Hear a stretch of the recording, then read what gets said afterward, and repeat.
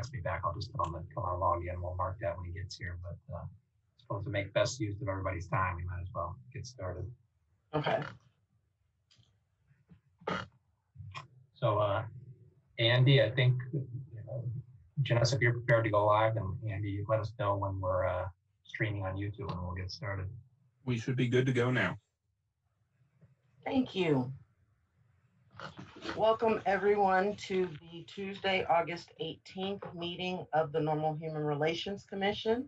We have a full agenda this evening, so I thank everyone for participating. I have a statement that I need to read regarding the Open Meetings Act, which states the governor has issued a disaster declaration related to the public health concerns caused by the statewide COVID-19 pandemic. As chair of the Human Relations Commission, I've determined that an in-person meeting is not practical or prudent because of the risk of the exposure to the COVID-19 virus stemming from an indoor gathering, and that a remote meeting is in the best interests of the health, safety, and welfare of the commission, staff, and general public. With that, we will call this meeting to order. Jason, if you'll read the roll call for us, please.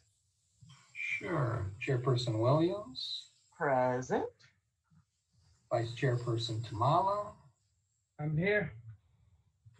Commissioner Brown. Commissioner Henson. Commissioner Ryburn. Here. Commissioner sorry, I Figueroa. missed Henson. I'm here.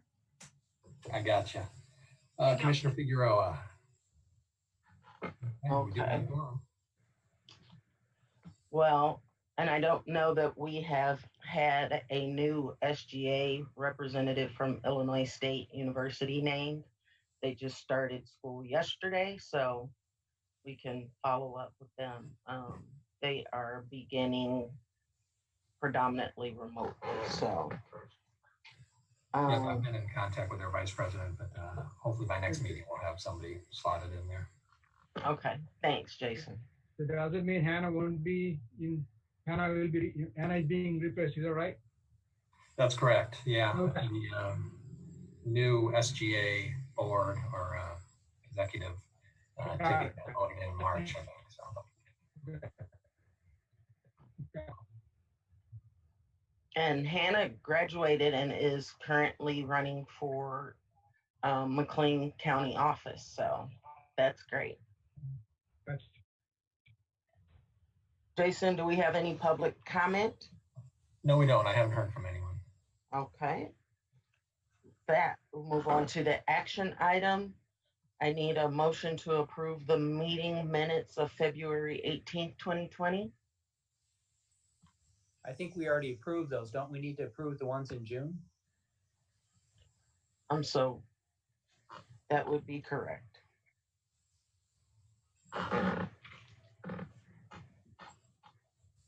Let me look for the date in June. June 16th. So moved. Wait, there's already a motion on the floor, so we have to act on the motion on the floor. Oh, gotcha. Okay. I don't think anybody had actually made a motion. I think you were soliciting one. So if somebody wants to move to approve, Okay. we can do that. I will make a motion to approve the June minutes. I'll second that. So Janae moved, Jay seconded. Okay. Any discussion? Hearing none. All those in favor? I'll do a roll call on this one, actually. Okay. Chairperson Williams. Yay. Vice Chair Tamala. Aye. Commissioner Henson. Aye. And Commissioner Ryburn. Aye.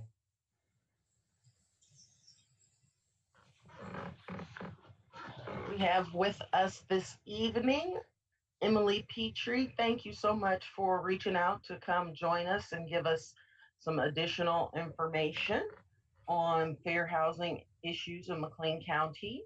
If you would us a little bit about who you are and why you're here. Great. Well, thank you all so much for having me today. I'm a staff attorney in the Bloomington office of Prairie State Legal Services. And I'm from this area. I've worked for Prairie State for about 8 years now, but I'm here to introduce our relatively new fair housing project. So Prairie State has always had an interest in fair housing issues, and we have always represented clients, but within the past year, we obtained funding through the city of Bloomington, and then this year we are continuing that project, as well as have funding through the town of Normal to specifically address complaints of fair housing. And so I wanted to reach out to you all to make sure that you are aware of our program and to give you a brief overview of fair housing law and fair housing issues, just kind of as a discussion of, you know, what issues might arise in the fair housing context and what Prairie State can do to help. So I have a PowerPoint. I'm going to share my screen here. All right. Are you guys seeing my presentation?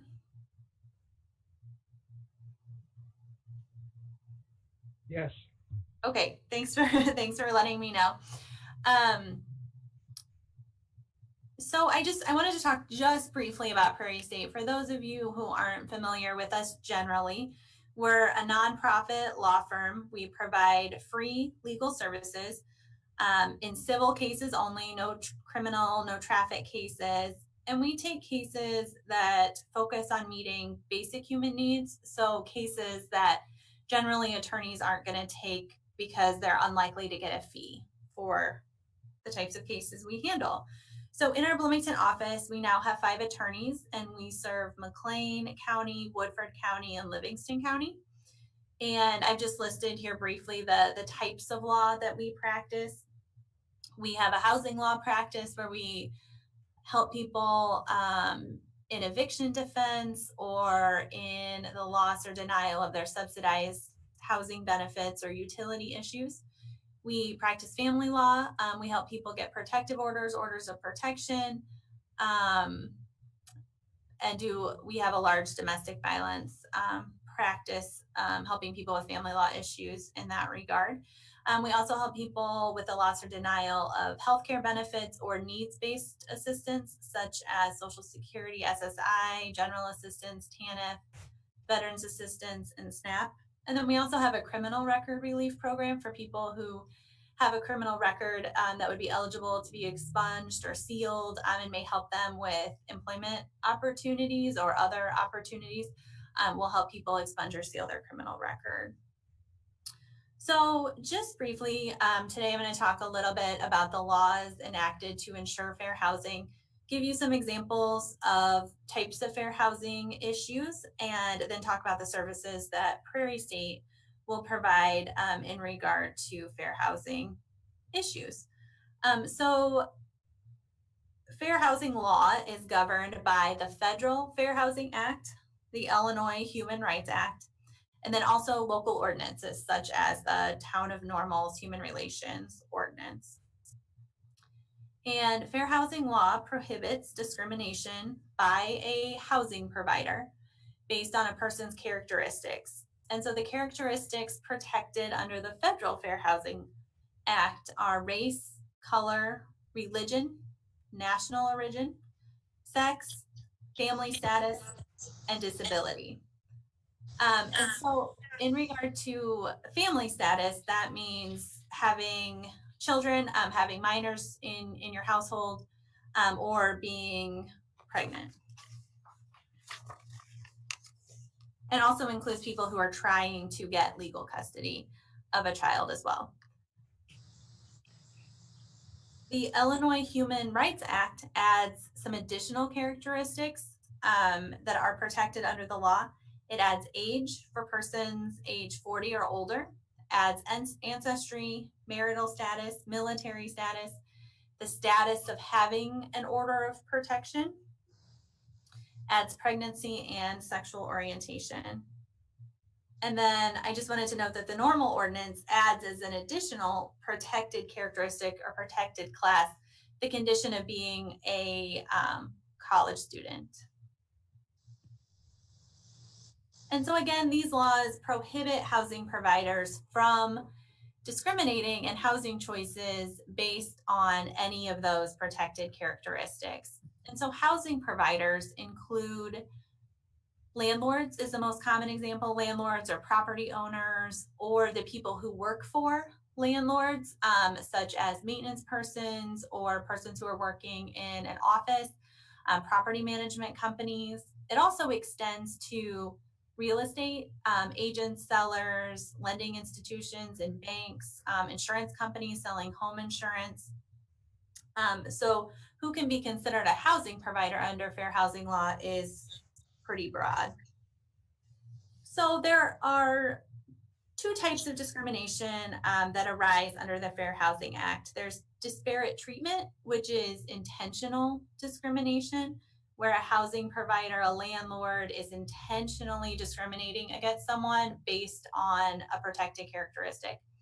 And then there's also disparate impact, which is a housing provider having a policy that seems to apply equally and treats everyone equally, but really the effect of the policy, there's a discriminatory effect on a group that's protected under the Fair Housing Law. And so we know that statistics are really important to show the discriminatory effect on a group that's protected under Fair Housing Law. So some examples of intentional discrimination would be discriminatory statements in advertising, interfering with a housing application, denying a housing application based on a protected characteristic, steering, which essentially means telling a person, you know, based on one of those protected characteristics, you might want to have this apartment versus and not show them another apartment, trying to direct them to a certain apartment or to a certain building or a certain location in town, would all be examples of intentional discrimination. Some other examples, telling a Hispanic family that there's no apartments available here when there are in fact apartments available, refusing to rent to someone on the basis of their race, showing a family with children only certain units to try to reduce overhead noise and not showing them other units because of a concern about children making noise.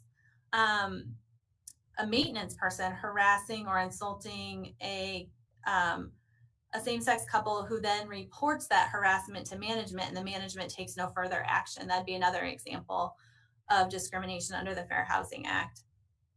Discriminatory terms and conditions of renting, saying the rent for this apartment is $850 a month for all tenants, except for a person with a disability, the rent for you for the same unit is going to be $1,000 a month. That's an example of discriminatory terms and services that would be illegal under the Fair Housing Act. Advertising that indicates a preference or a limitation or discrimination based on a protected category. And then I just wanted to talk about, I had also mentioned another form of discrimination, neutral policies that have a discriminatory effect. So one example of that is if a landlord has a complete ban, I will not rent to anyone that has an arrest record. That would be an example of a policy that seems to apply evenly across the board to all people, no matter their characteristic. If they have an arrest record, they can't live here. But that type of a policy has a disproportionate effect on minorities. And there's really no legitimate business interest for a complete ban for anyone having any type of arrest record. So that's a policy that could be challenged on a fair housing basis due to the discriminatory effect that the policy has. And a landlord could certainly tailor that policy more narrowly, like maybe the type of criminal record, if it's a conviction, if it's violent, or drug related to serve a valid safety interest versus a complete ban on anyone who has any type of record.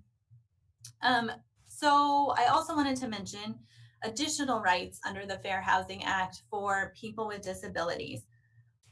So it's a violation of fair housing law for a landlord to mishandle or fail to address a request for a reasonable accommodation or a reasonable modification for a person with a disability. And so a lot of the work we do is helping clients make requests for reasonable accommodations or modifications, or help them engage with their landlord if they've already made a request and things aren't going well. So a disability under fair housing law is a physical or mental impairment substantially limiting one or more major life activities. And so it doesn't require someone to be found to be disabled by Social Security, but it is a substantial limitation. So it's a more ongoing limitation that's impairing a major life activity. And so if a person has a disability and they need an accommodation or a modification to more fully use their apartment to the same extent as a non-disabled person, they can make a request.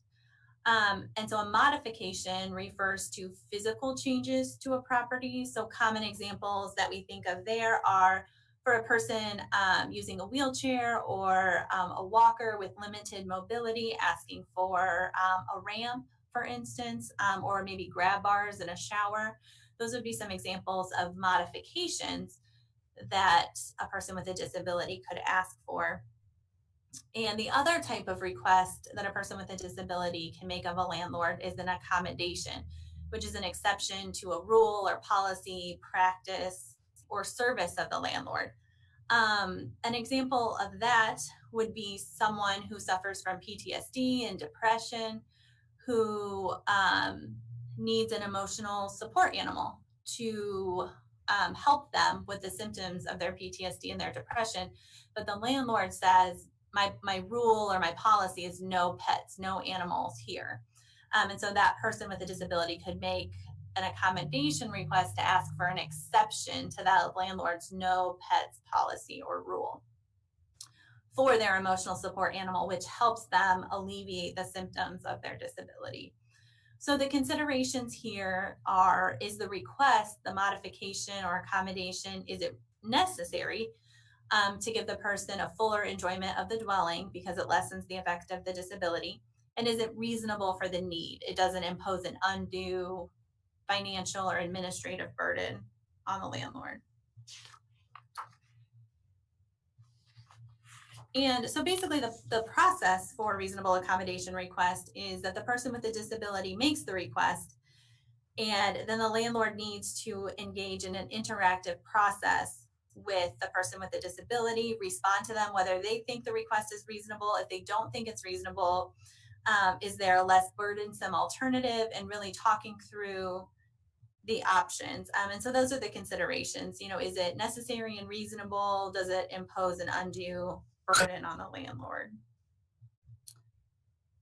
So to touch on enforcement of fair housing law, if there's a violation, a person who has been discriminated against under fair housing law can file a complaint, or they can file a lawsuit in court. So the complaint can be filed with HUD or the Illinois Department of Human Rights or the Town of Normal Human Relations Commission. A person has to choose one of those routes, not all of them. And then that entity will investigate. So HUD or IDHR, or under the Town of Normal's ordinance, this commission or someone appointed by this commission would investigate the case. And so for someone wanting to file a complaint with HUD or with the Illinois Department of Human Rights, they have to do so within a year of the alleged discrimination, and it's 180 days for the Normal Human Relations Commission. So it's investigated, and then if the entity that's investigating decides that there's probable cause, is the term that's used to believe that there was a violation of fair housing law, then there's an administrative hearing where both sides can present their case. and that entity can determine if fair housing law was violated based on all the evidence presented, and whether the housing provider should be ordered to do something or not to do something, to pay fines, to pay costs and damages to the person who was discriminated against. Also, a person who's been a victim of discrimination under fair housing law can file a lawsuit in court. They have to do so within 2 years of the date of discrimination. So different remedies that are available to people who have experienced housing discrimination. If they're successful in their case, there's different types of things that can be ordered. One example would be the housing order being ordered to sell or lease the housing. That was an issue. A housing provider can be required to change their policies, to do training, fair housing training with their staff, to post notices in their office, to report back to HUD or IHR how they're complying, sending compliance reports. There can be money for actual damages as well as for pain and suffering and humiliation. There can be attorney's fees awarded, and civil penalties under the administrative process, and then punitive damages in court cases can also be ordered. So the remedies are fairly broad for someone who has been a victim of housing discrimination. And so what I'm here to do at Prairie State is we can investigate complaints of housing discrimination. We can help in conflicts with housing providers, and we can represent clients through that complaint process and filing a complaint and representing clients in court. So we have some additional information on our website, and I can pass that along to be shared with you all. And I'm also happy to answer any questions that you may have now.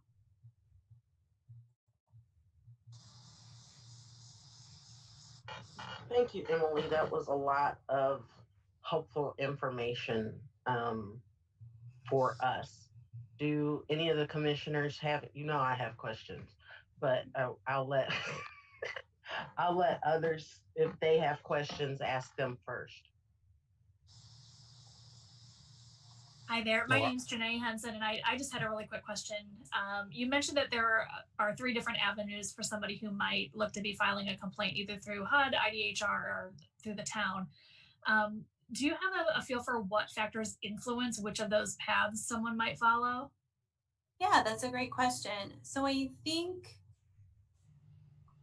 so the first thing that people are probably going to look at, or the first thing I would look at, is what type of issue are we talking about, and what is the protected characteristic? Would kind of determine, is it through HUD, is it through IDHR, or like, for instance, if it's a person where it's discrimination solely based on being a student, I think kind of the only avenue available would be the town of Normal, right? Because that's the only ordinance that provides protection for students if there's no other characteristic that's the basis of the discrimination. So that would be one consideration.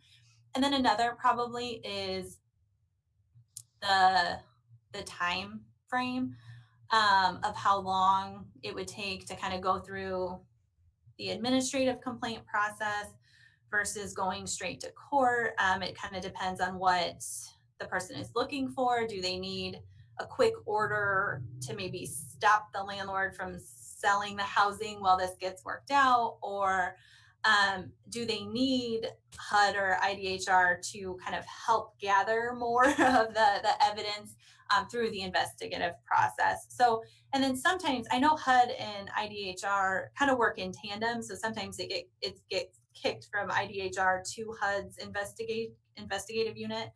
But I know both processes take a while. So I hope that answers your question. It does. Thanks so much.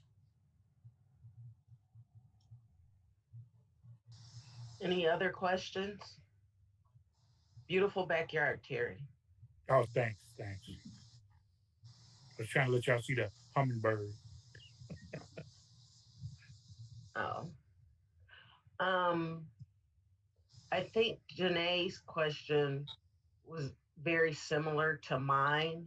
How, so the other question that I had is twofold. One, can a person file under multiple jurisdictions? So could they file with HUD, the Illinois Department, and the town of Normal? And two, how do you see the Human Relations Commission working with Prairie State and vice versa? Sure. So first, no, I think they have to pick one complaint to file, whether it's with HUD, with IDHR, or with the town of Normal. I don't think they can file complaints with each entity, if that makes sense. And then how I see myself and Prairie State working with this commission, I guess my main goal today was just to kind of make sure that you are all aware that we existed. If you heard of a complaint of housing discrimination, I guess I don't foresee an issue, but maybe Jason could weigh in with you all referring someone to us for representation on a fair housing issue. If you are contacted by someone who is maybe thinking of filing a complaint, you could certainly make a referral to us to, or at least let the person know that we assist in representing clients with fair housing issues. And then I guess the other role that I see is if at some point you see an uptick in these type of complaints and you would like some additional training, I'm happy to do that. I just did, I think it was about an hour and a half long training for Bloomington's Human Relation Commission. I had done this kind of introduction last year for them, and they wanted more training. And so I'd be happy to work with you all on that as well. I'll just chime in real quick to say that often the case, on human relations related subjects as well as others that I find in my work, I often am pointing people towards Prairie State to inquire about help, or even just, I know that Prairie State has access or at least directories of other groups that can help them. So I sent quite a few people Prairie State's way. That's great. Yeah, and that's a lot of our goal, is just making sure everyone out there knows that we're here to help people, not only with this issue, but the other legal issues that I mentioned as well. Thank you. I send people to Prairie State for different matters as well, generally more related to the domestic violence and those kinds of things. But thank you for the work you do in the community. Does anyone else have any other comments, questions, concerns that they would like from? Yeah, this is Jay Tumala, one of the commissioners from HRC. This is very enlightening, and thank you for coming in today and educating us about this topic and helping us to figure out where the connection is between what you guys do and what we do. So thank you. You're welcome. Okay, well, thank you. You are more than welcome, Emily, to join us, or if you have other things you need to get to this evening, you are absolutely, we will not be offended if you need to leave now. I will probably leave. I have two little kiddos at home, and so I'll go rescue my husband. But thank you all very much for having me this evening. I really appreciate it. Take care. Thank you. Thank you. Thanks, Emily. Thank you. So my fellow commissioners, what do you think about that? Do you think that that's just information we could keep for our personal knowledge? Should a case come up, we could perhaps turn to them? Do you want to follow up with additional training, or what do we want to do next, if anything? I think it's a good resource to have, good tool that we can use. as always, So I would say we can keep it in our pockets for that, Yeah, something that came up in my mind, and I almost lost track of it after the session. I mean, with this whole COVID and some people at the risk of being evicted, um, I I don't know how much of that would really fall into the housing discrimination. I mean, I guess there are some laws from the state and the federal level that kind of protect them for the time being.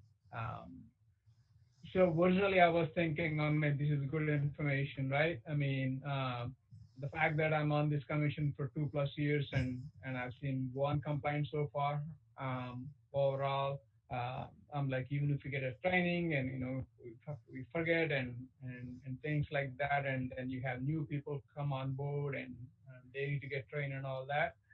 That was originally what I was thinking. Then again, I'm like, with this whole COVID thing and the people at being risked for eviction, is that really, how would that intersect with this?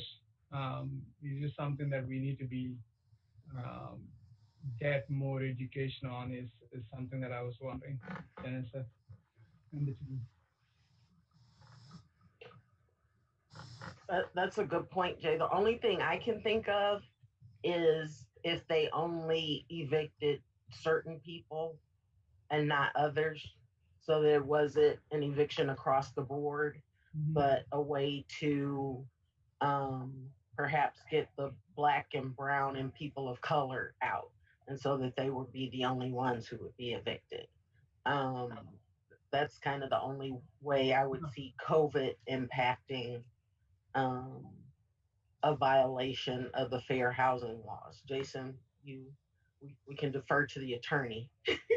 I think, yeah, you hit it on the head there. I mean, obviously, if there were some other underlying strain that we saw through a number of evictions, that might be something that could involve the HRC. If it's, what I read in the news is that people just don't have money to pay rent. And if that's the case, that's not a protected class, for better or worse. And so if it was just a matter of that, then that would probably be beyond our purview here.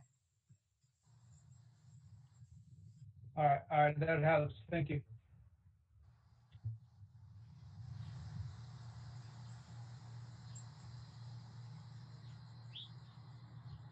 Okay. Thank you for your input. We will move on to Jason with any complaint updates that he has. As you're all aware, we are handling a complaint right now. It's going through the process, and we'll talk about that process later in general, not specific to this complaint. But at this point, I don't have anything more to report, except that we're slowly getting through the process. And as we get to different milestones with stuff, I'll keep you all updated. Okay, thank you. I know we have a lot of questions about that. That's why I asked Jason to kind of remind us or educate us on what the process is and what our role in the process is, which is under new business. We'll move on to unfinished business with the pandemic update and response. I am on the Mayor's Advisory Council, Pandemic Advisory Council. We've met a couple of times. It's a moving target, as I'm sure you're all aware. We went from elementary schools and junior and high school students are going back 100% of the time to Bloomington having one set of options, Normal having a different set of options, different timelines for parents to respond to those options, to now our P through 12 schools are going virtual for the beginning of the semester. And it, because I don't have children, I try to keep up with it, but I don't know that they've given an end date. From what I understand, and Janae and Jay and Ben, you may be able to speak to this um, more directly, but is the intention to reevaluate the situation in October, I think is what I heard. Okay. Yeah, I guess so. Yep. Yeah, yeah. Um, Illinois State University, as you are may or may not be aware, has gone kind of through the same um, thought process, decision process, where all the students were going to come back and they were going to figure out how to do in-person classes, to students were going to have the option. It turned out that it wasn't really the students that had the option, it was the faculty members that had the option whether to teach all in person, a hybrid class, or um, entirely virtually. Um, as our numbers in McLean County continue to rise, they have recently gone to um, predominantly all classes are going to be virtual, except for those where there's a necessity for meeting in person. So, like nursing, the sciences, and the fine arts are a few examples of classes that'll need to be held in in person. Um, they have already had over the weekend. They announced that there was a student who tested positive. Um, because of privacy laws, they were unable to give any additional information. Um, However, I'm not sure, because of contact tracing, they would have had to let others who the person may have come into contact with know that they were potentially exposed. The last that I read was that the student had returned home to quarantine there for 14 days. So that brings a number of questions and issues, and something I continue to be thankful is above my pay grade. I'm happy to see the school districts and our colleges and universities taking a fluid approach. As they get more information, they make different decisions. And sometimes it feels like it could feel like, well, they don't know what they're doing. Well, this is a new thing. And so when you, it's a perfect example of when you know better, you do better.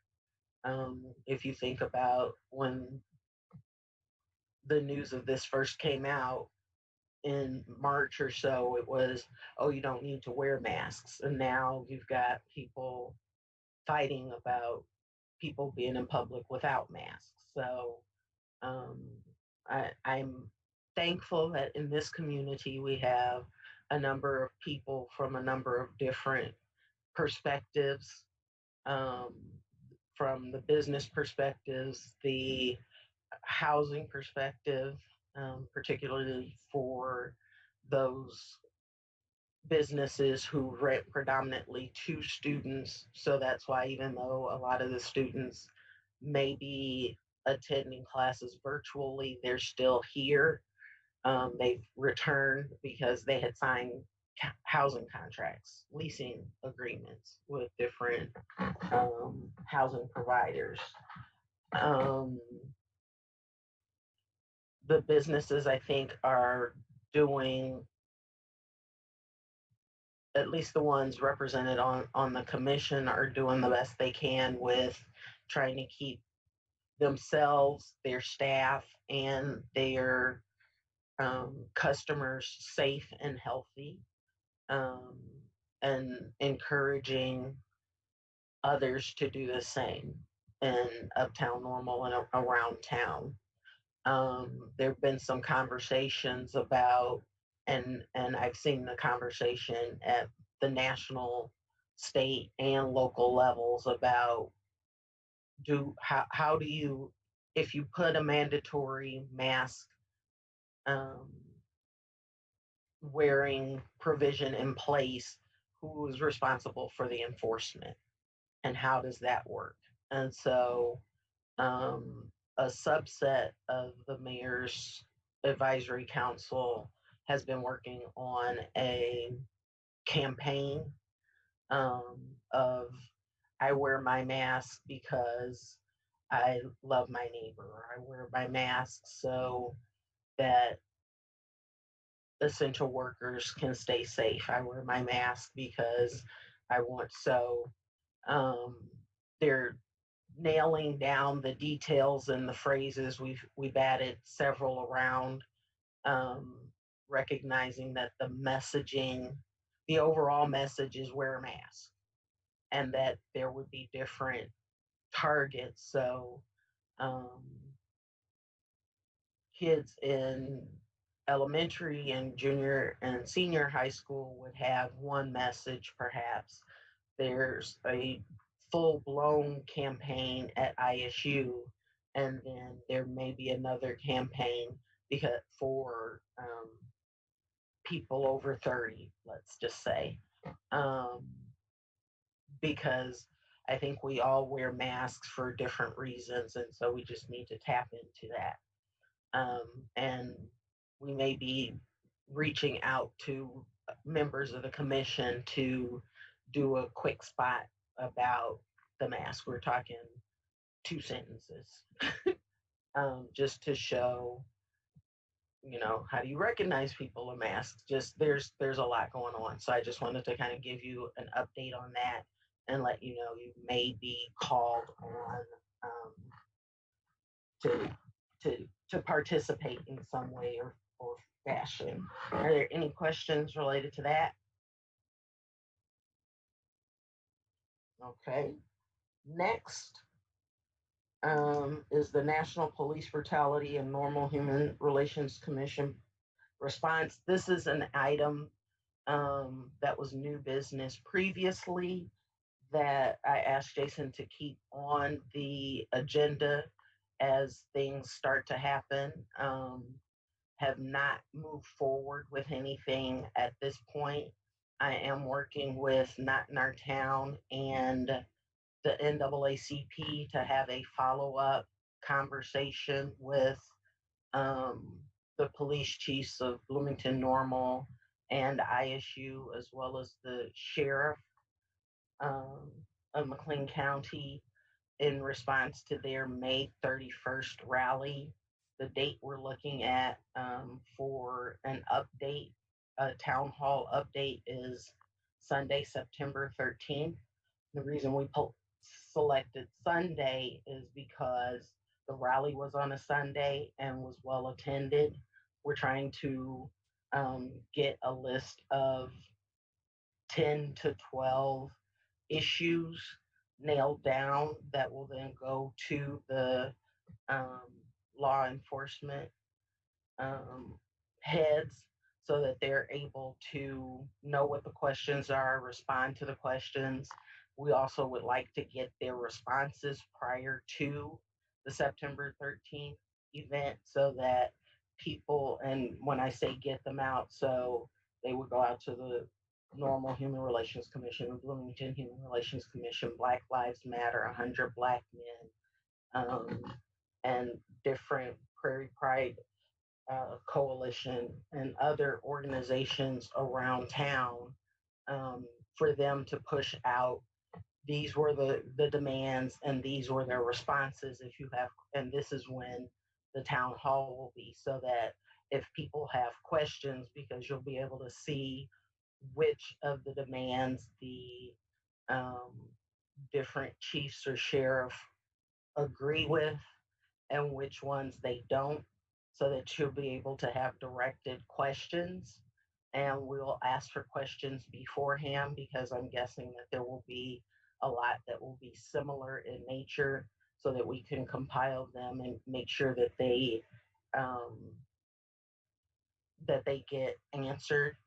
And then if there's additional time, there will be time for people to submit questions in the chat or whatever. Not in Our Town is working on the publicity for that, and NAACP has taken the lead on um, the questions. We believe this will be the step follow first follow-up step, and that there will be additional follow-up um, measures needed after the town hall. So that's been a fluid conversation as well. Um, what I am very sensitive to is not creating another organization. Um, but I'm also concerned about the number of organizations that have submitted requests, demands. There's a whole host of different adjectives for what different groups have provided to our law enforcement um, chiefs. Um, so I don't want them to be overwhelmed. So also having the conversation about who, what organization should take the lead so that those organizations that are on the same page are speaking with one collective voice rather than 5 or 6 disparate voices. Even asking for the same thing so that we get more power collectively and don't continue to have a lot of different organizations going to the law enforcement with the same question, so they can answer the questions once. Now, granted that everybody and all of the organizations are not going to get on the same page about everything, but if we can, there are a number of things that we do agree about. So that's where we want to start. And then if a particular organization has an issue that the broader group doesn't feel fits with the broader group, then that organization could take that particular issue up independently. Jay, one of the questions that has come up is MAP the organization that should be the umbrella organization moving forward for making demands, requests, suggestions to law enforcement, since you have an ongoing relationship? The other question that came up related to MAP is who has a seat at the table? What would it take for those meetings to be open? Understanding why they were closed initially, but do you think we've come far enough? And the other question is who's the current chair of MAP? Yeah. Okay. So can MAP, so what is MAP? MAP is basically you have the minority organizations and the police, so they're partnering together. That's what MAP is. So if you are wondering, can MAP lead those? And if you are taking requests to the police organizations, right? All these groups, then because police departments are already part of it, I'm not quite sure how that works and how it looks, because the major participants in the MAP from a community outside of the police are NAACP, BLM, Not in Our Town, and there's a PRAIRIE coalition, and there is a Chinese organization. Ideally, there should be more minority groups that should be part of it. Ideally, right? But I think the major ones are, but not every minority group that are in Bloomington Normal area that are part of it. Because we are a partnership between the minority organization and police departments. So I'm not quite sure how that works in the sense when you say that, if MAP is the one that can lead this, But that's definitely a good question to ask. The current chair of the map is the ISU police chief, Adam. So that is definitely that can be um, asked him off of, and I'm the vice chair. um, we're not meeting until the first week of September. We're supposed to meet on the first Wednesday of the August, but a lot of I think there was something else going on, so a lot of the people were not able to attend, hence it was moved to September. Um, so if you, I mean, do you know Aaron, right? ISU I police do. chief. Yeah. Okay. All right. So if you'd like to reach him, and then if you'd like to involve me, that's also be fine. Um, but I think I personally I felt like there can be more people at the table from a map perspective, from a minority organization perspective. There are the major ones are out there, but not many. So I don't know if I answered all your questions or not. I think so. Are the MAP meetings open? Um, so as a partnering organization, you can take your organization representatives or someone as a guest, but I don't think they're open for public. Is that something that is in your bylaws? Is that something that can be I believe changed? so. I believe they're part of the bylaws, and yeah, I think it's been a while. It's almost more than 2 years that I've looked at them either. Um, Do you think that MAP would be open to having their meetings open? Is anyone else concerned? Let me back up before changing the bylaws of an organization that I'm not a part of. yeah. Is anyone else concerned about how do we effectively communicate as a community with law enforcement? So they're obviously channeling them through their groups, for example, the Black Lives Matter or the NAACP. So when their individual groups have questions on how certain thing works with the police department or how a certain case has been handled, how a concern has been addressed, and those kind of things have been brought up in those meetings and they have been addressed. There's also like some sort of an educational segment every time about how a particular police process takes place.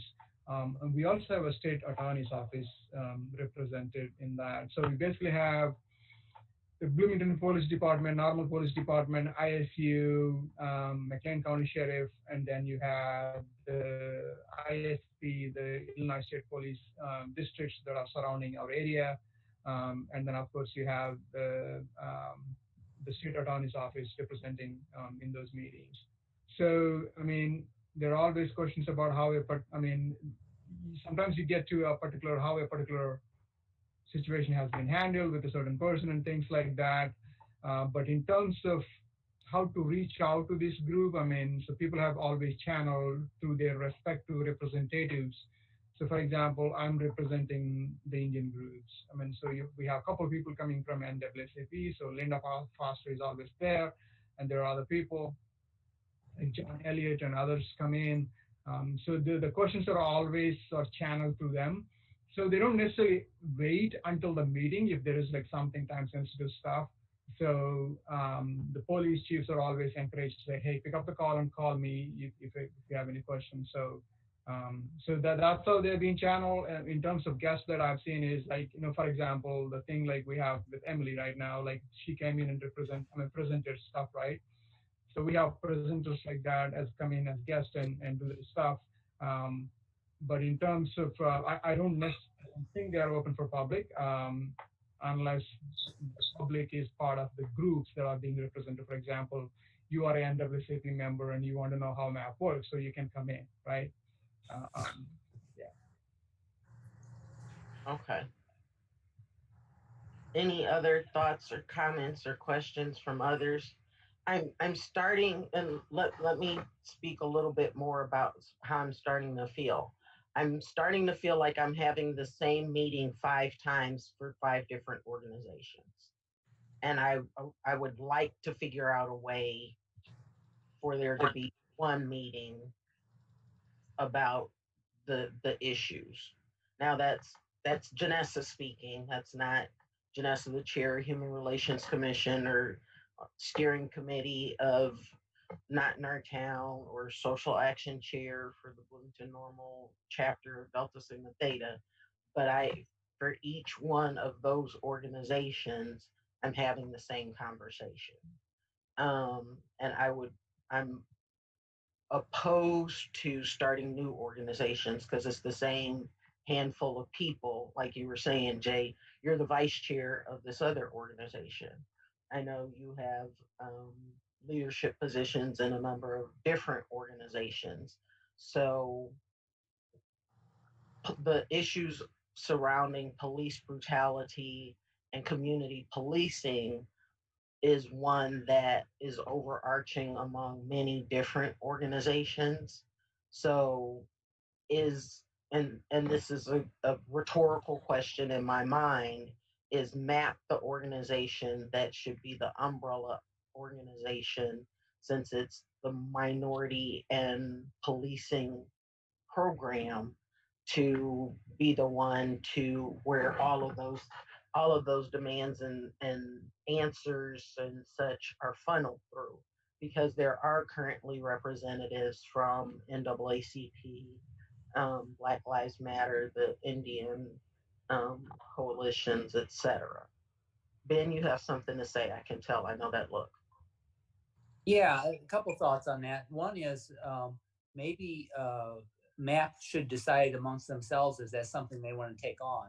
But the other concern I have about that is that the police are half of MAP, and if we're trying to gather issues and present them to the police would be the ones gathering the issues too, I guess. So I'm not for sure how that functionally would work. I don't know if that is a solution or not, but at the very least, I would think that maybe this is something that MAP themselves could discuss and say, hey, we're ready to step up and take this on, and then the other organizations could funnel things through them if they decide that that's what they want to do.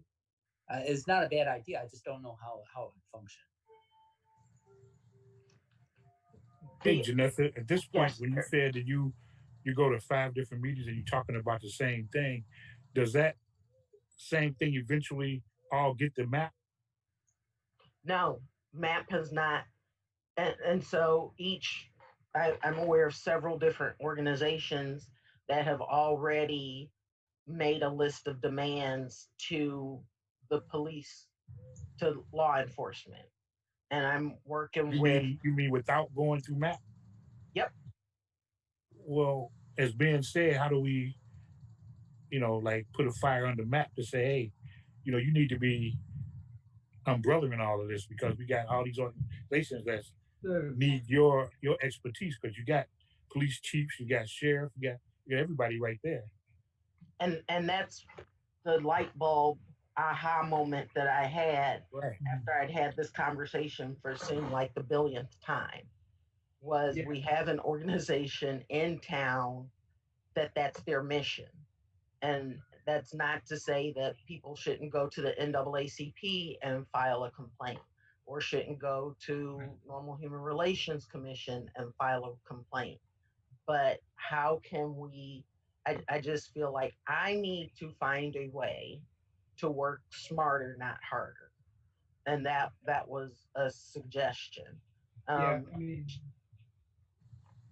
yeah, so MAP doesn't meet, I guess, I mean, from a formality perspective, I mean, no, MAP is not like HRC, there's no funding or anything like that, or like NAACP or any other formal organization. So it's mostly an informal, I mean, the way I say it, and I can be wrong. I think an informal way of, building relations between minorities and the police partnership, I mean, police, right?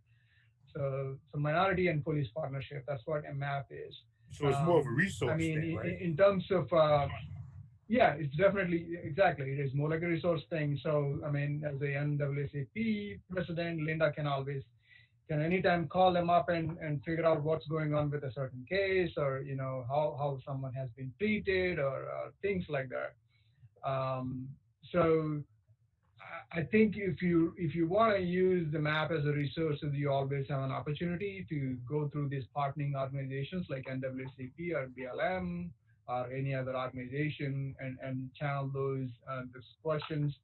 Um, I guess that is something ultimately has to be decided by MAP, and because they may have to look at their bylaws and see if they want to change it and broaden it and open for more organizations and maybe more frequently than right now. We only meet once in 2 months, but because of the recent scenarios, we were meeting monthly.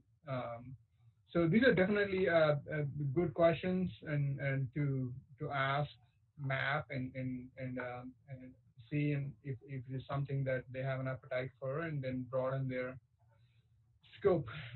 And but I can definitely see, Janessa. I mean, like you said, you have a lot of common players. I mean, between a lot of these organizations. I mean, so Well, and so one of the things we were working on was setting up a steering committee, which sounds like another meeting to me, which, okay. but Exactly. and so then as we were talking about who would be on the steering committee and what the steering committee, I'm like, okay, that's what MAP does. Why do we continue to duplicate efforts rather than work within? And that's one of my soapboxes, so I'm not going to even get on it. I get on it with adults. I particularly get on it with ISU students, because you don't need over 400 registered student organizations. But I said I wasn't going to get on that box, so I won't. Moving forward, unless others have. And Jay, what I'll do is send you some of the information. Maybe you and I can have a conversation, because it's not necessarily related to the Human Relations Commission specifically, but more about organizations in the community who are concerned about relationships with the police. Okay. Next up on the agenda, if nobody else has any other comments about that, is an update on the 2021 MLK Award ceremony. So as you know, you told me guys to reach out to the Bloomington Human Relations Commission immediately following the January 2021 um, event, which I did. When I send information out as the chair, I always copy Jason as our staff liaison and Jay as our vice chair, so that, should something happen, that some other people are aware of what's going on and moving forward. So I did that, that I invited them to come to a meeting. They weren't able to come to the meeting I invited them to. I asked them to come to another meeting. Then COVID hit, and we had our June meeting, and it came up again, and we had some ideas. And so I reached out to them to say, are you available? These are some of the things that the normal Human Relations Commission has talked about. And the response that I got was that the planning for 2021 is essentially done. They have selected the date, which will be January 16th, 2021, at the ISU ballroom. And they are currently searching for a guest speaker. They've developed a contingency plan if COVID necessitates it, which would be to conduct a virtual MLK event that only honors the award recipients and forego the guest speaker, which was kind of what we planned. And then we got the same comment that we've had the last 3 years, which says, If the normal HRC would like to join in on the awards presentation portion of the MLK event once again, you are welcome to do so. Please let me know. So I would like to get your input as to a couple of things. I just want to get the commission's input on the question, which is, would normal HRC like to join the awards presentation with Bloomington Human Relations Commission? Let's start there, and then we can have another conversation after that. Terry, you're on mute. I say yes. Okay. Ben, Yes. Janae, Sure. Jay. Yeah, definitely yes. The reason being, I mean, we don't see ourselves as two different communities. So, Okay. So that I will respond to the Bloomington Human Relations Chair and let her know that yes, we will again participate in the 2021 ceremony, and we'll let them know what they need from us. The other thing that I'm going to do, because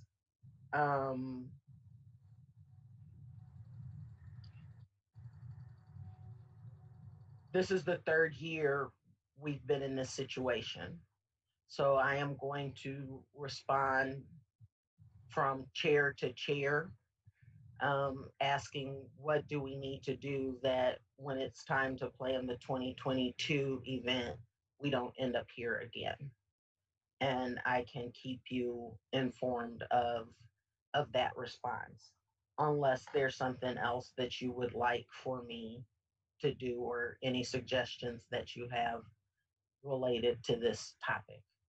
I can tell from your tones, you all basically had the same response that me, Jay, and Jason had. And I also copied Pam Reese on it because she's been part of this conversation going.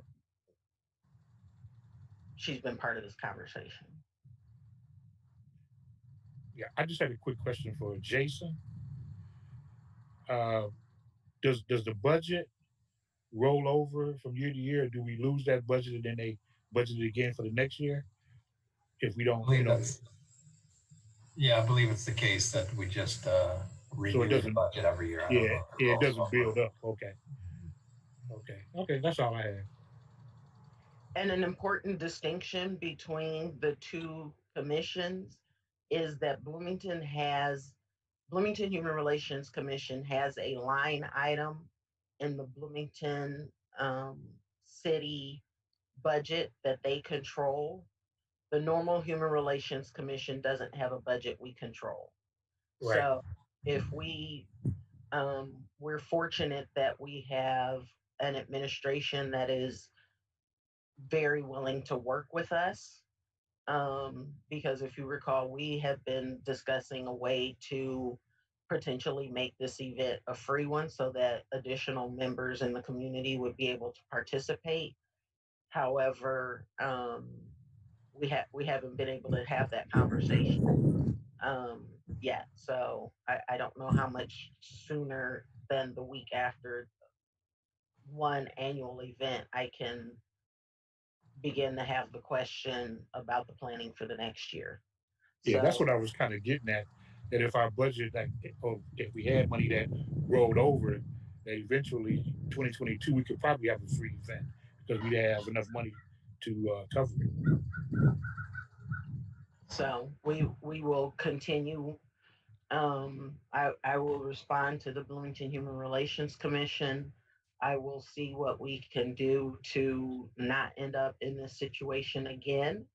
I will keep you all informed, and we will continue to move forward. So thank you for your input on that information. The Social Equity Summit for 2020 is another item that I've asked Jason to keep on our agenda just so that we don't lose sight of it. Basically, we're not doing it this year. There's too much other stuff going on, and the planning hasn't started. It's August. If we were targeting the first week in October.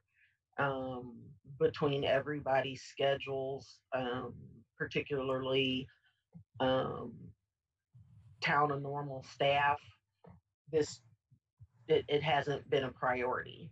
And I think that the town of normal has done a decent job of responding to the social unrest in our nation, our community.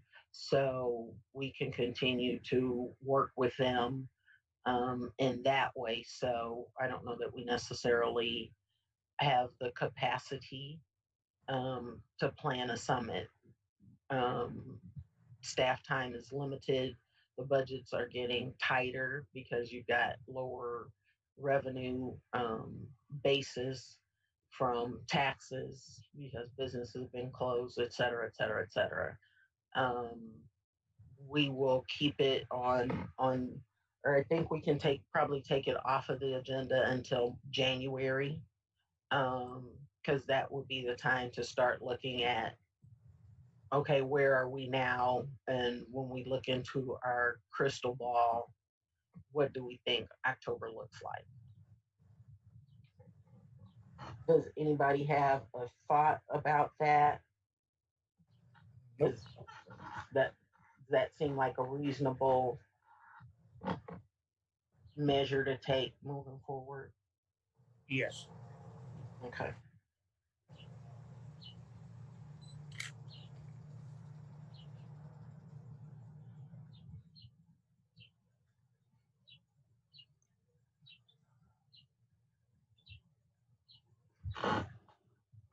Municipal Equality Index.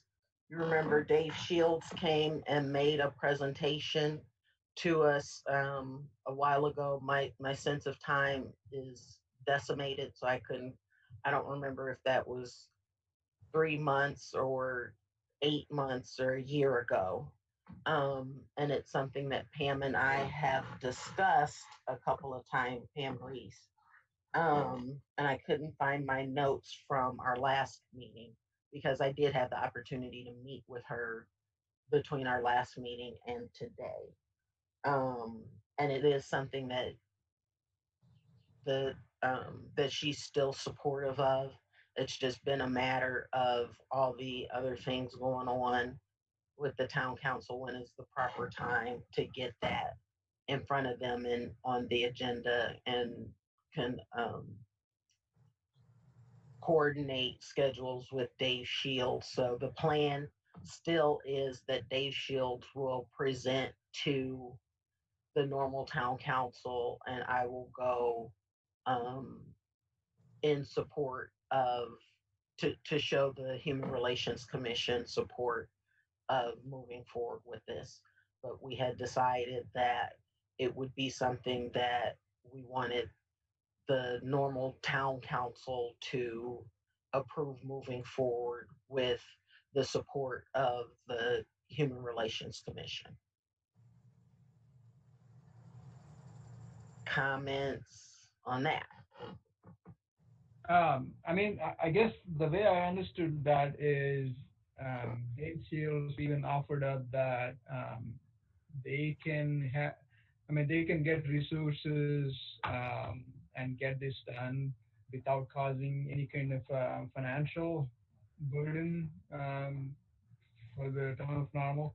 I guess it's really, I know, I think the way I see it is like, get a blessing from Yes. town of Normal and say, go ahead and do it. So, yeah. Yes. Okay. So I will follow up with Pam again to see where if we can get that on an upcoming town council agenda. HRC email address. Jason, I can't find my notes from my last meeting with Pam, so I don't remember where we were with this. I know she was looking into it at one point. Do you have an update? No update. I know it's on our radar. I think we recently moved our email over from one server to another, whatever that means. And so I probably has been probably been waiting until that migration is complete before we add new email addresses, if I had to guess. So yeah, we can follow up and see what the status of that is. Okay. It is something that she's agreed to do, so it's just a matter of moving forward. And from my understanding, and Jason, you can help provide clarification for this. This was one of the ideas that Luis brought to me that I took forward so that when people submit a complaint, they have somewhere, it doesn't go to Jason's email as the deputy town council, that it would go to the Human Relations Commission email, and that both Jason and I and perhaps Jay would have access to that email, but it would basically flow into Jason's other email, and he would have primary responsibility for checking it, but it would be something that a commissioner would also have access to. Is that your understanding as well, Jason? Yeah, that was my understanding. Yeah. Okay. We're moving right along. HRC apparel, I know we had gotten a request for sizes. Jason, you have any update on that? I do. The shirts are in. They're sitting behind me. I got them in late last week. Just haven't reached out to everybody. I'll probably, maybe if you guys can remember and you want to pick up your shirt. I know there's not a lot of events to wear them to right now, but feel free to shoot me an email if you're going to be around uptown sometime. Otherwise, I'll maybe throw out a blanket email and just you guys can come by and pick them up as you're able. All right. Thank you. New business. Moving right along. We're actually getting through faster than I thought we would. The Community Culture Board, Police and Fire Commission. I'm going to kind of talk about those together. Bloomington has a Police and Safety Commission board. I'm not exactly sure. It's a lot of initials, but it's one of the primary, from my perspective, concern is that they have they're the Police Complaint Review Board, which I'm sure they would actually hate that description of it, but to me that seems like that's essentially what it is. I sat in on one of their meetings because we had discussed, as the Normal Human Relations Commission, should Normal have one? Should that fall under the Human Relations Commission? What would it need to, because currently it is explicitly excluded from our purview by town ordinance. So what would we need to do? What would it take to get it in there? What would that look like? How does it mesh with, because a lot of times the issue is the contract, the police and fire contracts. And so that's part of the demands that I'm working on with the NAACP. I thought I had that list in a pile that was right here.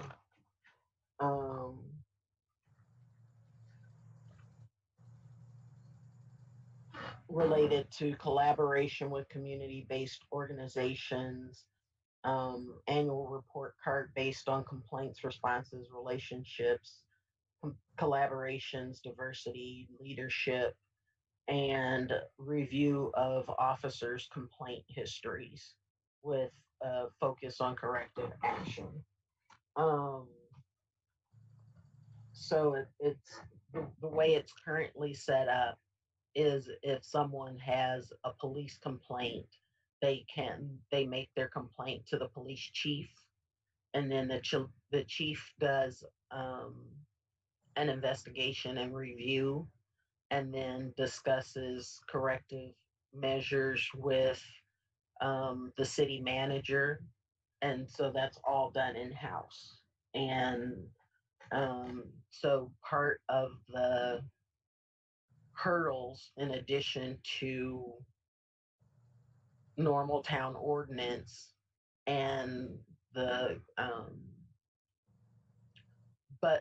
the union contracts, is then you also deal with personnel privacy issues.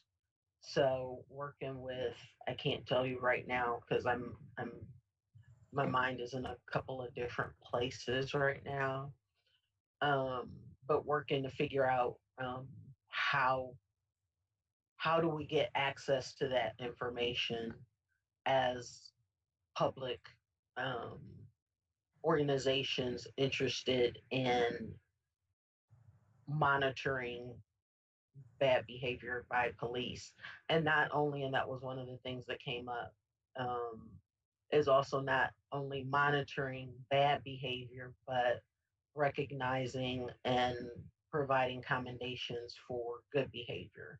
So specifically, if a police officer reports another police officer, we need to make sure that that reporting police officer is supported, um, and not ostracized. So how to do that?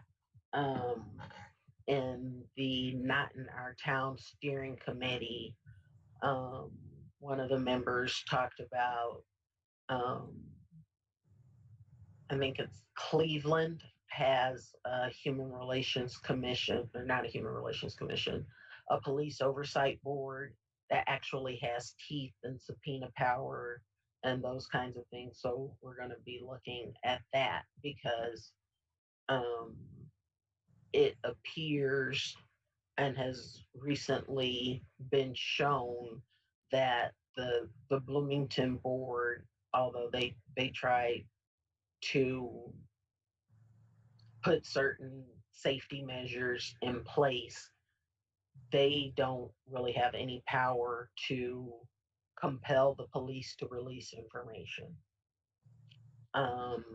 And the police can, because I also know the NAACP has FOIA certain information, and that request has been denied. So how do we, as members of the community, no matter what organization it is, provide oversight of the police if we can't get the information? That's the rhetorical question in the air. Jay, I see you thinking, you have thoughts over there.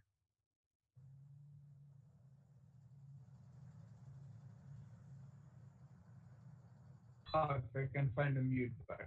I was I was hovering over the mouse, but the mouse was not connected to the laptop. So the meeting that we had, the Citizen on the Culture board meeting, it's a mouthful, and I almost forgot the name. It kind of went mostly the town of Normal, and then Normal Police Department Chief, so Rick Blackman, presented. He got a formal presentation about different things about the police department. I mean, obviously one of them about the compliance process and stuff like that.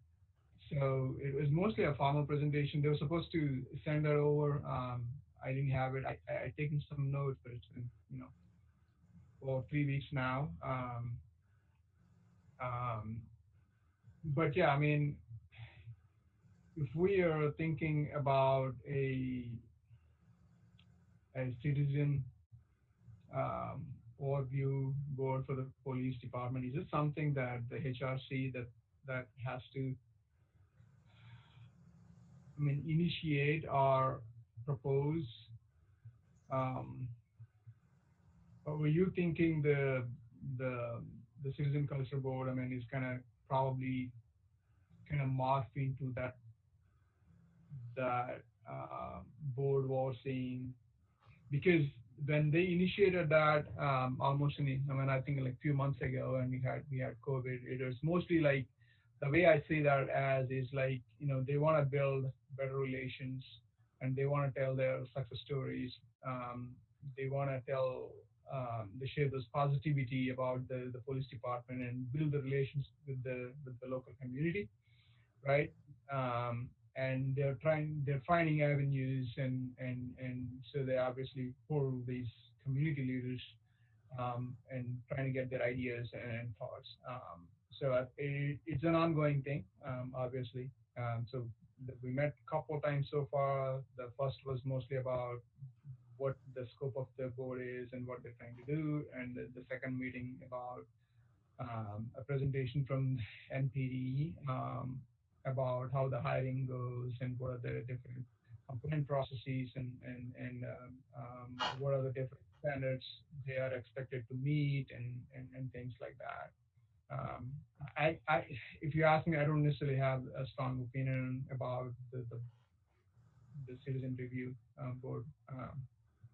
I was just trying to relate that with the meeting, so that's where my thought process was.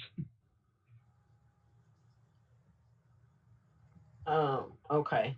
And please forgive me because I had forgotten that the Community Culture Board was actually a new board that had been set up and meeting. And that's kind of what I'm talking about, is we're spreading, because you're on that board as well. So I don't know, I won't speak for you, but like I said, I feel like I'm having the same meeting 4 and 5 and 6 times. Yeah. I mean, I personally felt like that's what MAP was doing. Though MAP obviously has all police departments and police-related organizations and minorities, and this is specifically initiated by NPD, because of some recommendations that have come in together in the previous committees, to from I think I don't know if is it 2025 plan or 2030 plan, something like that, or 2040, I forgot. There was some plan from the town of Normal, for the future, and this is one of them, and that's how it came in. So they want to build relations with the community, and they're trying to find avenues to get their story into the community and build those relations, and that seems to be the primary objective. And how is that objective different from the objective of the Human Relations Commission? That's the police department coming versus, from a HRC, I guess, we are dealing with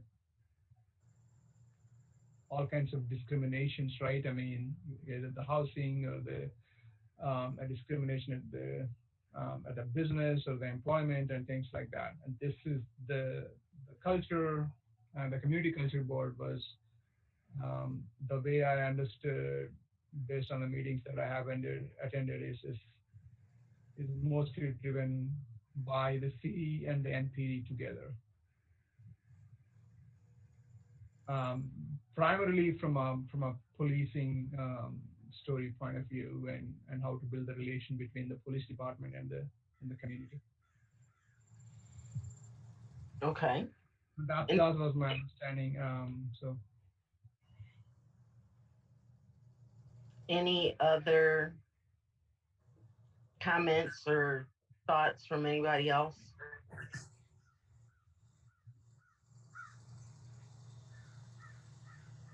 Okay. So just to reiterate about the last meeting, so basically formal presentation from the chief. They talked about, the core values of the department and what are the different units they have within the department, and how many officers they have, and how many calls they attend, and what kind of accreditation they go through as a department, and also they talked about the complaint procedures and things like that. So when I have the presentation, I plan to share that with you folks. Okay. And that was something that Pam said that she would be sending out to the members and that you were a member of it. It's coming back now. So the Police and Fire Commission is something that Terry had brought up, and I think we'll continue to figure out going forward what does that look like? How can we be effective? Is it the Community Culture Board? Is it the Human Relations Commission? Is it some other organization? But where does the community oversight for normal police department come in? Yeah, the police and fire commission, they didn't do police oversight. They dealt with the candidates before they became police and firemen. Okay. To see if they could see tendencies that would cause them to be not worthy of being a police or fireman.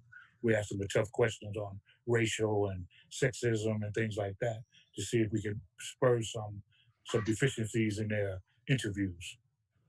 Okay. So that's what that was all about. So it was before they became a police or fireman. Okay. I thank you for that clarification, Terry, because I missed that. Yeah. Anything else on either of those two things, the Community Culture Board or the Police and Fire Commission? Okay. We will move on to the Bloomington Normal NAACP Freedom Fund banquet donation. Jason?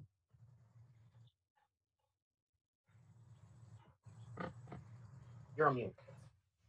Let me pull up that email. I forget the levels of the donation, but as you can see a little bit further down on the agenda, their Freedom Fund banquet is going digital this year on September 26th, and they had solicited donations from HRC among other groups, I assume. Let's see.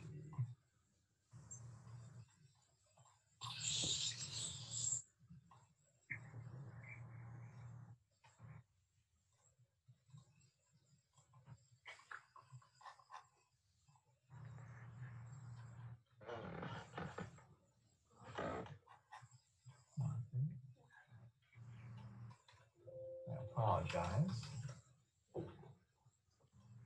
And that's something I had intended to look up, but I'm having an emotional week, so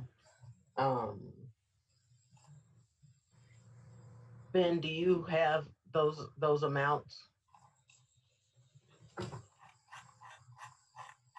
I'm sorry, I don't remember what they are off the top of my head. I've got it here, actually. Okay. So we've got a full page ad for $75, and then various levels of sponsorship ranging from $500 to $5,000 or more in $1,000 increments. So I guess it's either an ad or be a sponsor for at least $500, 500, 1,000, 2,000, or 5,000.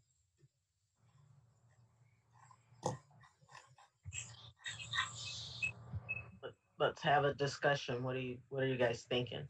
I think what's our budget looking like for that? In the past, we've done the $75 ad. I think in the past, though, they were printed ads, and so $75, and I might be wrong about this. I might be getting other stuff mixed up, was for a hard copy book. But then you guys went, I should stop talking, because I remember that last year you did a fully digital book as well. Right, and last year we actually had it where you could buy a half-page ad or a full-page ad, but we discovered that when it was digital, it was all the same.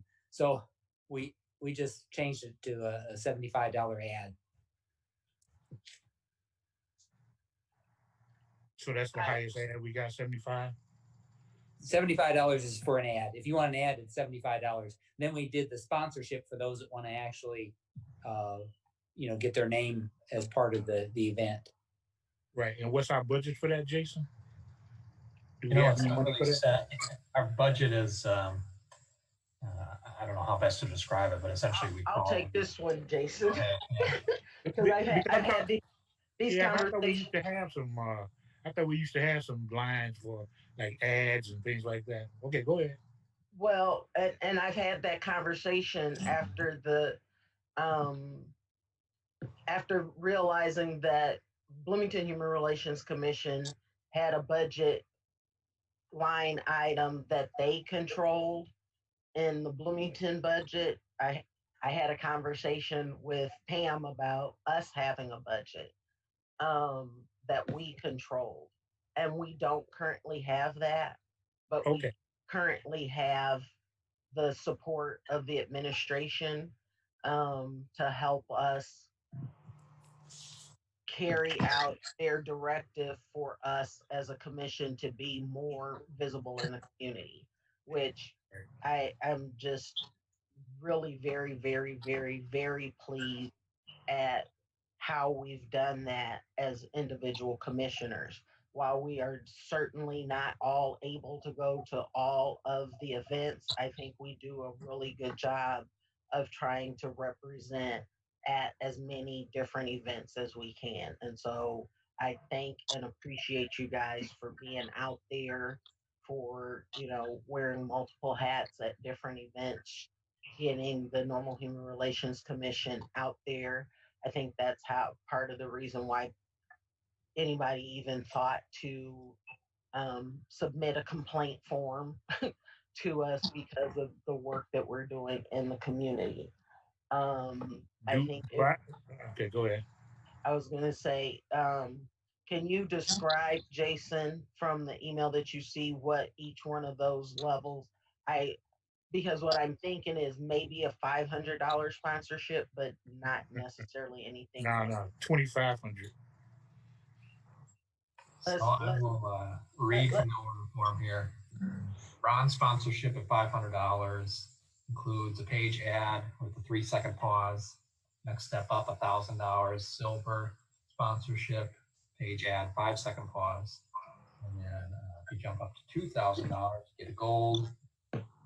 Includes a page ad, center page ad, and a 5-second pause. And then last but not least is the platinum at $5,000 or more. Includes front page and last page ad and a plaque. I'd say gold. And why would you say that? Why is because that? Because I want to make that motion as we make a gold donation of $2,000. That would put our name out there. Plus, it would put us on the screen. 5-second delay, and I think it's worthy at this point in time in our community. You said 5,000. No, gold is 2,000. Gold is 2,000. Right. Any other discussion or suggestions?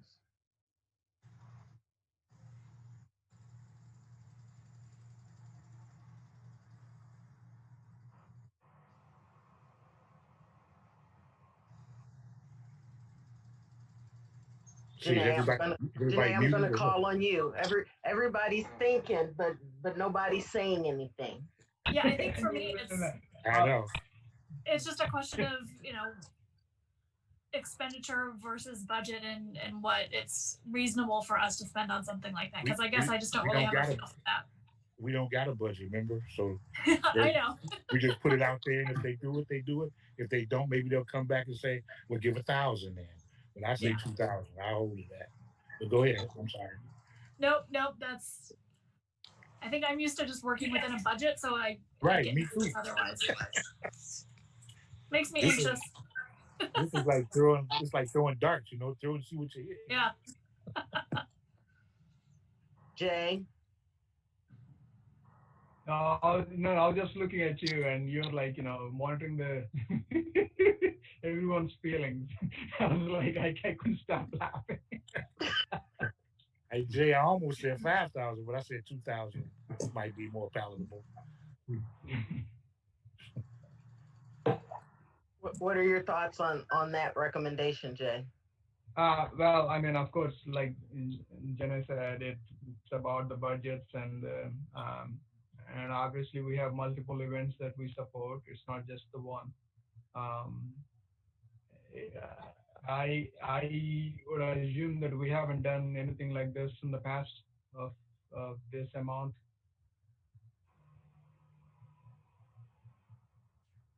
Was that a question or a statement? Question. I can't think of anything that we've done Yeah. at that level. Well, in the past, though, we've been costing the town of Normal thousands of dollars with the events that we've been putting on, and we haven't been putting the events on. So, I mean, $2,000 is a drop in the bucket compared to what we were spending, in my opinion. Now, that's just my opinion. Ben, you just went back on me. Yeah, sorry. I don't know if it's appropriate for me to comment necessarily, since I'm the treasurer of the NAACP. I mean, obviously, we would appreciate your donation in any amount, but so I don't know that I should actually weigh in. Okay, so we will acknowledge your abstention from this discussion. Thank you. Jason, can you make sure that's in the notes? Thank you.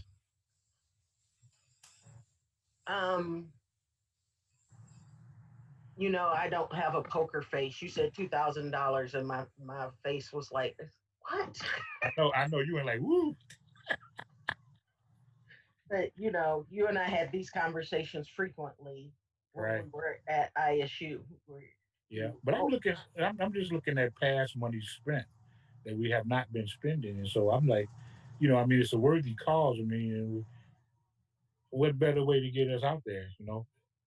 But I mean, it's open for discussion. I mean, you can come back with a counter or whatever, but, you know, I say the goal. You're shooting for the stars. We're not quite. 5,000 would have been the stars, but. I don't know, and what I'm hearing from Jay and Janae is that while we definitely believe this is a worthy cause, that $2,000 is so much more than we've spent on any one organization for a sponsorship or support, that to jump that far seems like a huge stretch. Is that accurate, Jay and Janae? Yes. Okay. So why can't we jump that far on other ones too? Well, because even though we don't have a budget and the town of Normal is supportive of the things that we ask for, as a businesswoman, I'm mindful that their budget is shrinking and they are having to make substantial cuts because of the lack of revenue that they are able to collect with the businesses being closed and such. I think that in the past, the council has purchased a table, which is usually $250, and an ad, which is we usually purchase a $75 ad. So that's $325 that we normally spend on this event. So I could see moving from 325 to 500, but I don't know that I would suggest moving from 325 to 2,000, given the economic situation. We want to continue to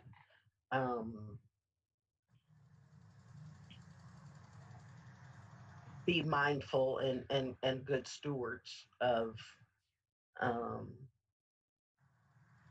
the budget and be mindful of it.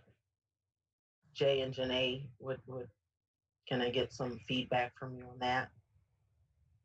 Yeah, I mean, I definitely agree with you. I think when the number was thrown, that's where my mind was going, and I think me being part of this group for at least 2 years now, yeah, obviously, I don't think I've seen anything of that sort, and even with all the events that we have attended, all the tickets and all that stuff. So that's where mine goes. But you obviously hit the nail about the current economic conditions and the revenues and stuff like that. I guess we don't want to set up a precedence, and also you could be at a risk now if you um, go with this amount, and it's all about using the leverage that we have with the councils.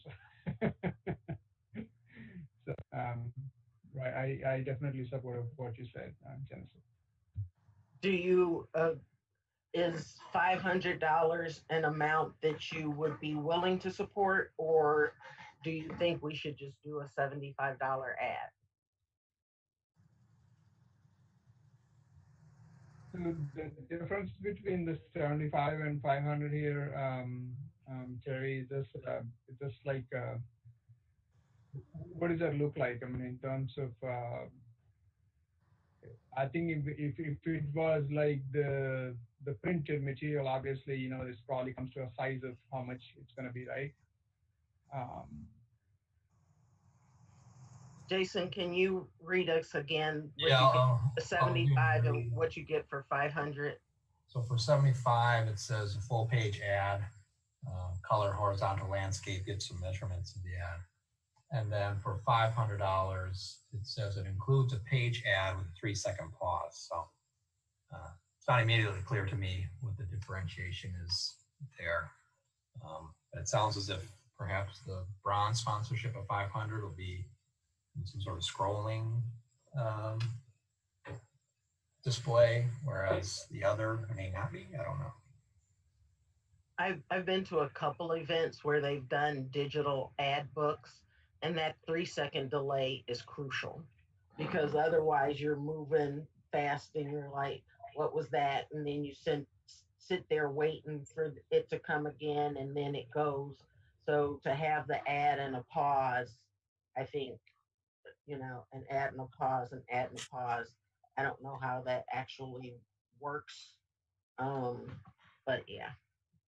Then you have additional insight for us. No, I just agree Consideration. with what you said, that they all scroll. It's just that when it gets to the $500 one, it will stop for 3 seconds so that people actually have time to read what it says, and then it'll go on to the other ones, and the ones who pay the 5,000, obviously it'll stay longer on that one, but that's how it works. Okay, so Jay and Janae, what are your recommendations for going forward? We're still in discussion mode. So kind of what I say just make the Yeah. motion for the 500 and let's move on because my phone about to go dead. we're almost finished. We're almost finished. Okay, but if it Yeah, goes dead, I vote yes on the 500. If it goes dead, Do you vote yes on the 75 if we decide Uh, against that? yeah, I mean whatever the commission wants to do, I'm for it. I'm not, Okay. Just yeah. making sure. So let's see if we can wrap this up in the next couple of minutes. I think all the heavy stuff we have gotten through. So I appreciate you guys taking the extra time to go through this. Jay and Yeah. Janae, are you thinking 75 or 500? In my mind, the 500 is the closest to what we've historically done. I mean, I feel like I know a lot of nonprofits are struggling right now with losing the events and losing the sponsorship revenue. So if we go to the 75, that's significantly less than what we've provided to them in the past. And I know previously we've kind of had that ability for that face-to-face time, and that's just not available this year. So going to the 500 feels like the closest equivalent to that. Just having the additional screen exposure. So I think I feel like the 500 is the right spot to be, but certainly open to everybody else's thoughts. Jay? Yeah, I mean, I get it. I think I agree with what Jenna said there.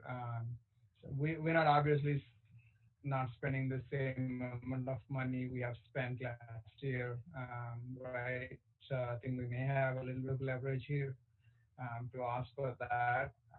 But I think the only thing we need to keep in mind is any kind of precedents we will be setting for the next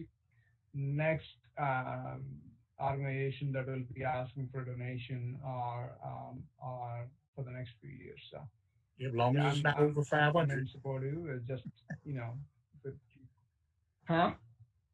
I said, as long as it's not over 500, we can precedent set all we want. Okay. Jason, do you have anything you want to say or not? No. No, no. Okay. So, Thank you. I will entertain a motion for the Bloomington Normal NAACP Freedom Fund banquet donation.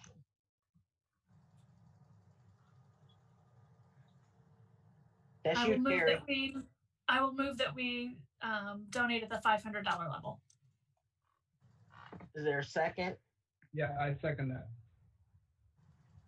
So we've got a motion on the floor to make a $500 sponsorship donation to the Bloomington Normal NAACP Freedom Fund banquet in the amount of $500, made by Janae, seconded by Jay. Any discussion? Hearing none. Jason, can you call the roll? sure. Chairperson Williams, Yes. Vice Chair Kamala, Aye. Chairperson Brown, Yes. and Chairperson Henson. Yes. Can you call Ben so he can abstain? Sure. Chairperson Ryber. I abstain. Thank you. Okay, so we're finished with that. In the interest of time, because I was trying to get done by 7, and we're at 7:10 now. But so Jason, can we get the 2-minute version and then spend more time on the process and our role at our next meeting? Sure, yeah. I'll try to speed through this a little bit. You guys might be aware of the complaint that we're currently handling, and probably, along the way through updates with that, you might be able to piece together kind of how the process has gone. But essentially, people can come to me, the HRC. My information is on our website, so generally they're reaching out to me to file a complaint for the various reasons listed in our code. And so I work with the person to get that complaint on file. It has to be in writing and notarized. One problem that I sometimes run into is that I think by virtue of being the point person for the HRC, the HRC doesn't really advocate for people in complaints. And so I try to make it clear to everyone that is filing a complaint with us that I'm not on anybody's side. I'm not there to help them or whoever they're complaining against. I'm essentially just trying to shepherd everybody to the end and make sure that everything is done by the books. So once I'm able to make that clear, the complaint is filed. At that point, I have 14 days to send it out to the respondent.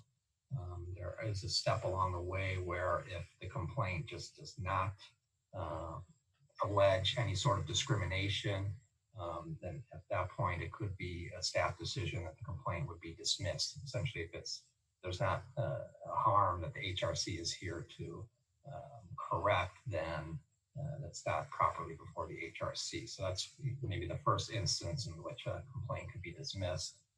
Assuming that doesn't happen, I will send the complaint out to the respondent. The respondent then has 21 days to get a response on file. Depending on who the respondent is, they can respond themselves or hire an attorney. Both parties at any point can hire an attorney to advocate for them. And so when I have the respondent's response on file, I then work with the two parties to coordinate a conciliation hearing, essentially what you might call like a settlement conference, to see if there is some way that this complaint and the allegations can be settled, agreeably between the two parties. And so we will schedule that. Actually, I shouldn't say that I schedule it or that I conduct it. The chairperson of the HRC has the ability to name someone, be it him or herself or a member of staff. I think the way it has been done in the past is that staff has handled it, just because I have the resources, I have conference rooms, I have everybody's information. It's just, I guess, one less person to schedule with. It's just the staff liaison scheduling it. So that's scheduled. That hearing is confidential, and so it's not open to the public. It's just the complainant, the respondent, their attorneys, if they're represented. If they're not represented, they do have the ability to bring one person with them to help them out, and then witnesses if that's necessary. And again, the thought there is to just see if there is some agreement that the parties can reach without taking any further steps that they're both happy with. If that agreement takes place, if something's worked out, then that will be memorialized in writing if it needs to be. And essentially the complaint is dismissed or closed at that point and doesn't go any further.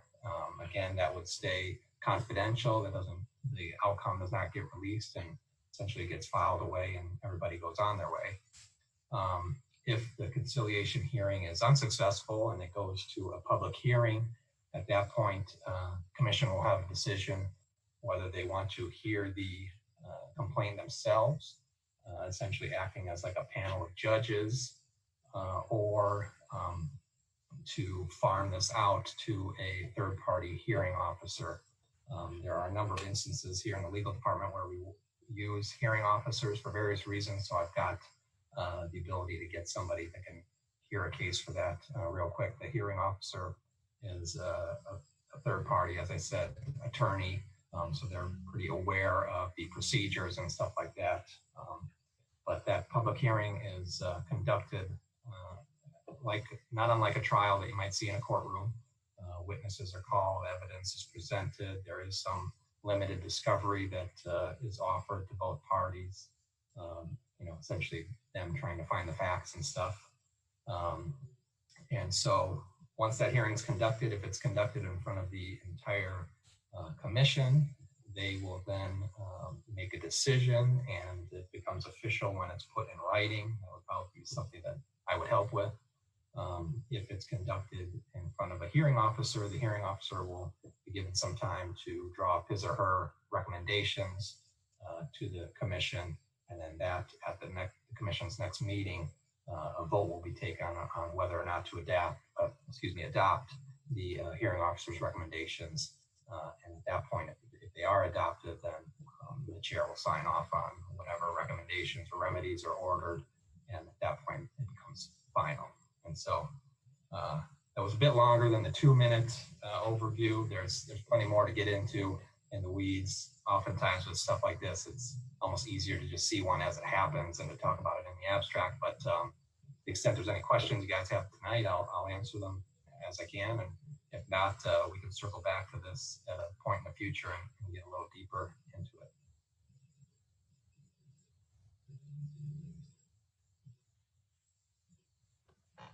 Y'all know I have 1,000 questions, but in the interest of time, I would like to continue this conversation at the next meeting. For me, the biggest question in my mind is the role of the HRC in the process. I know at one point we had discussed before at the end, on the front end of the process, that before you would dismiss a complaint, before it went into the process, that somebody from the commission would also review it and kind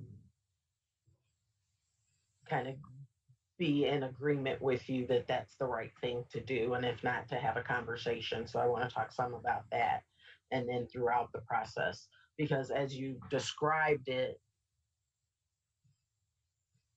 quite frankly, I'm confused as to why, if that's our function, it doesn't seem like we have that big of a role in the process. And so I'd like to discuss that more next time. Absolutely. Yeah, I hope I can clear up any confusion.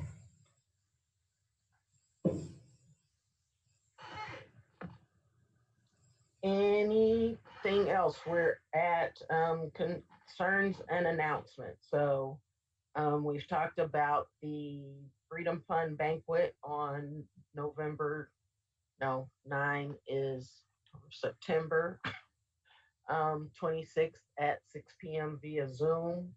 We want to continue to encourage people via our friendships, our relationships, the different organizations we're in, our social media, for people to complete the 2020 census, especially since there's talk that going out in the neighborhood and doing the actual count is going to end 1 month earlier than it was intended, because the funding has been cut at the federal level. I will share with you, I hope that you, a couple of things. One, Not in Our Town is sponsoring listening circles on Mondays. The intention is that you would participate in one. They've done them, they're doing them for all Mondays in August from 7 to 8:30. I will be facilitating a breakout group on the 17th and on the 24th and on the 31st. So those are the last two that'll be held. I participated in one as a participant just to get an understanding of the process. It really is a listening circle. So there are essentially 3 or 4 questions that everybody in the breakout group is asked. They get to share their comments and feelings or not about a particular question. And then the next person gets asked the question. So it's not a conversation about, well, why did you feel that way? Or why did you do that? It is more, this is my experience. This is what happened to me. This is how I felt about this situation. And it's really very cathartic. So I would ask if you have the time in your agenda, in your schedules, to participate in one of those on the 24th or the 31st. And if you're not able to, if you would still push it out on your social media pages. The other thing that I am doing, you may be aware that this is the 100th anniversary of the passage of the 19th Amendment. And so on August 26th, which I believe is a Wednesday, I will be speaking at the League of Women Voters event. It is going to be an in-person, socially distanced outside event at the museum, the McLean County Museum on the East Steps. So if you are available, I would certainly appreciate your support. That's kind of, I'm very selective about which events I attend in person. So I certainly respect anybody who is unable or for whatever reason to attend. I'm trying to find out if it's going to be on Facebook Live or not for those people who don't feel comfortable attending in person. Does anyone else have any other announcements they'd like to make? Okay, you're usually good for a couple of events. No, I mean, a lot of the events have been pretty much canceled. One of the things that come to my mind is Kite Festival. For Better Tomorrow has done it last few times. I think the last one was actually in ISU in the football field. This year they are actually going virtual. I think it's coming Saturday in the evening.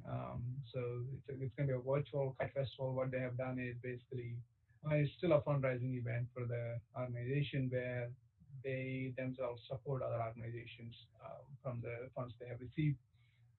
So they have done some sort of a talent show, online talent show sort of a thing. So people, kids, whether they're dancing or singing or bringing out their talents together, and then they have the videos, and people have to.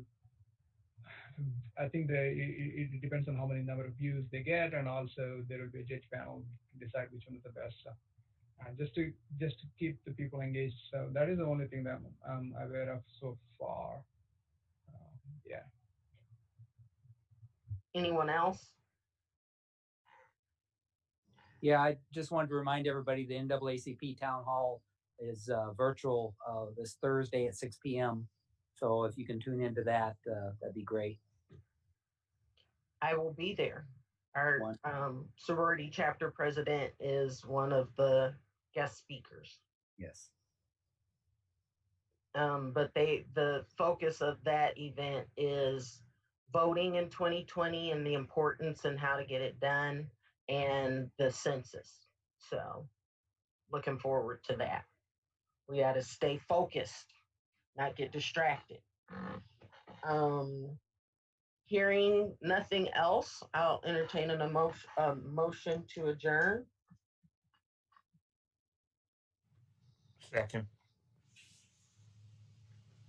Who made the motion? I'm sorry, I missed that. Oh, I thought you made it. No, I asked for. I make a motion that we adjourn. Okay. I'll Second. second.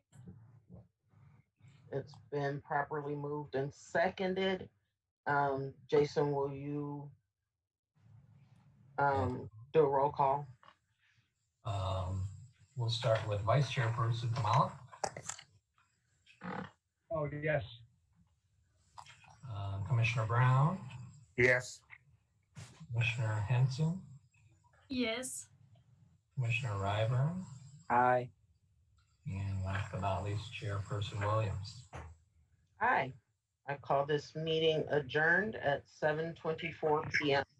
Thank you all so much for your attention and your impact and the things that you're doing in the community, as well as being very engaged and active with the Normal Human Relations Commission. I really appreciate all the work that everybody is putting into it. And thank you, Jason, for keeping me on my toes and moving me forward when stuff drops along the way. You are amazing. Yeah. Thank you, Jennifer, for leading. Appreciate it. All right. All right. See you, everybody. There's nothing else. For Thanks. sticking with us. Good night. Stay safe. You too. Yes, Sam. Yeah.